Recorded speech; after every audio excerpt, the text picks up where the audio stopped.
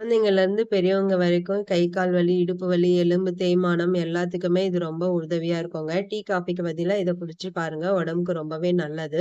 இப்ப அடுப்புல ஒரு பேன் வச்சுட்டு 1 கப் அளவுக்கு கருப்பு உளுந்து, 1 ஸ்பூன் அளவு வெள்ள உளுந்து சேர்த்து இது மாதிரி நல்லா வறுத்து ஆற வச்சுக்கலாம். உளுந்து அளந்து அதே கப்ல 1/4 கப் அளவுக்கு பாதாம் சேர்த்து அதையும் நல்லா வறுத்து எடுத்துக்கோங்க. 2 டேபிள் ஸ்பூன் பச்சரிசி சேர்த்து நல்லா பொரிஞ்சு வந்ததும் அதையும் அதே பிளேட்டுக்கு மாத்தி ஆற வச்சுருங்க. அதே கப்ல 1/4 கப் அளவுக்கு முந்திரி சேர்த்து அதையும் நல்லா வறுத்து எடுத்துக்கலாம். முந்திரி, பாதாம் உங்க ஆப்ஷனல் தான். வேண்டான்னா ஸ்கிப் பண்ணிடலாம். அந்த பேன் சூடுலயே ஒரு 3 ஏலக்காய் போட்டு அதையும் சேர்த்து நல்லா வறுத்து எடுத்துக்கலாம். இது நல்லா முழுமையா ஆறுன பிறகு ஈரம் இல்லாத ட்ரையான ஒரு மிக்ஸி ஜார்ல சேர்த்து நல்லா ஃபைனா அரைச்சு இது மாதிரி ஒரு பிளேட்டுக்கு மாத்தி நல்லா ஆற விட்டுருங்க. ஸ்டோர் பண்ணணும்ன்னும்போது இது மாதிரி கட்டாயமா ஆற வச்சு தான் நம்ம ஸ்டோர் பண்ணணும். 1 மாசம் வரைக்கும் யூஸ் பண்ணிக்கலாம். இப்போ கஞ்சி எப்படி செய்றதுன்னு பார்க்கலாம். அரைச்சு வச்ச மாவுலருந்து 2 ஸ்பூன் அளவுக்கு ஒரு கப்ல சேர்த்துக்கோங்க. சேர்த்துட்டு 1/4 கப் அளவுக்கு தண்ணி சேர்த்து இது மாதிரி கட்டிகள் இல்லாம நல்லா கரைச்சு எடுத்துக்கலாம். இதுல ஒரு பிஞ்ச் அளவு உப்பு சேர்த்துக்கோங்க. சேர்த்துட்டு மறுபடியும் நல்லா கட்டிகள் இல்லாம கலந்து குடுத்துக்கோங்க.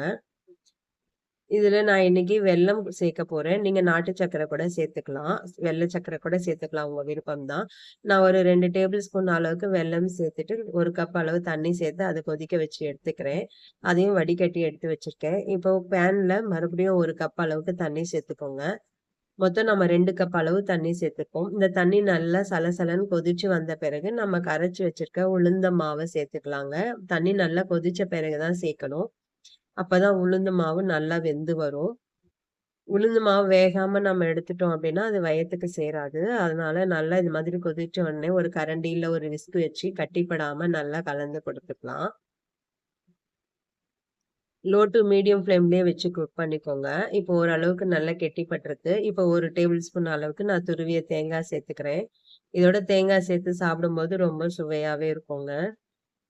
இப்ப கரைச்சு வச்சிருக்க வெள்ள தண்ணிய இதோட சேர்த்துக்கலாம். வெள்ள தண்ணி சேர்த்துட்டு ஒரு 3 நிமிஷம் போல நல்லா கொதிக்க வச்சு எடுத்துக்கோங்க. அவ்வளோதாங்க. சுவையான உளுந்தங்கஞ்சி ரெடி ஆகிருச்சு. டீ, காஃபிக்கு பதிலா கட்டாயமா இத குடிச்சு பாருங்க. உடம்புக்கு ரொம்ப தெம்பாவே இருக்கும்.